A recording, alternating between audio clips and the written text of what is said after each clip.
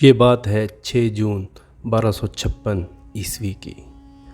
ایک شدید زلزلہ مدینہ منورہ شہر کو ہلا کر رکھ دیتا اور اس کے ساتھ ہی جنوب مشرق میں واقع ایک پہاڑ جبل سمودہ سے لاوا بہنا شروع کر دیتا اور لاوے کا بہاؤ مدینہ شہر کی طرف تھا۔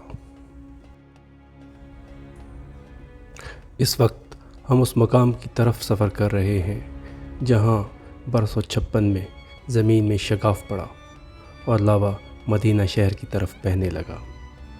مدینہ سے مہد کی طرف سفر کریں تو یہ مقام آتا ہے۔ اس ویڈیو میں ہم آپ کو وہ پہاڑ دکھائیں گے جہاں سے لاوا نکلا اور مدینہ شہر کی طرف بہنے لگا۔ اس آتش فشاں کو راحت حرت کہتے ہیں۔ مدینہ کے مقامی لوگ اس کو برکان المدینہ کے نام سے بھی جانتے ہیں۔ تاریخ دان لکھتے ہیں کہ اس آتش فشاں سے اتنی روشنی پیدا ہوئی کہ رات بھی دن کا منظر پیش کرنے لگی۔ مدینہ کے شہری یہ حالات دیکھ کر پریشان تھے اور مسجد نبوی میں اکٹھا ہونا شروع ہو گئے۔ لاوا کا بہاؤ مدینہ شہر کی طرف تھا۔ لوگ دعائیں کرنے لگے۔ تاریخ دان لکھتے ہیں کہ لوگوں نے موسیقی کے آلات توڑنا شروع کر دیے، شراب مدینہ کی گلیوں میں بہا دی اور غلاموں کو آزاد کر دیا۔ آتش فشاں سے نکلنے والا لاوا مدینہ سے چند کلومیٹر دور رہ گیا تھا، لیکن معجزانہ طور پر رک گیا۔ لوگوں کی دعائیں قبول ہوئیں اور مدینہ شہر محفوظ رہا۔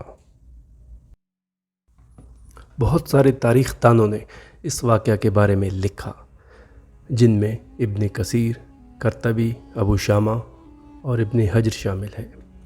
تاریخ دان لکھتے ہیں کہ 654 ہجری بروز بدھ ایک زبردست زلزلہ آیا جو جمعہ کے روز تک جاری رہا اور پھر تھم گیا، اور اچانک جبل سمودہ سے ایک آگ نمودار ہوئی جو سرخ اور نیلے رنگ کی تھی۔ یہ آگ ایک دریا کی طرح بہنے لگی جس میں گرج جیسی آواز پیدا ہوتی تھی اور اس کی روشنی دور تک پھیلی ہوئی تھی، گویا رات کو بھی دن کا گمان ہوتا تھا۔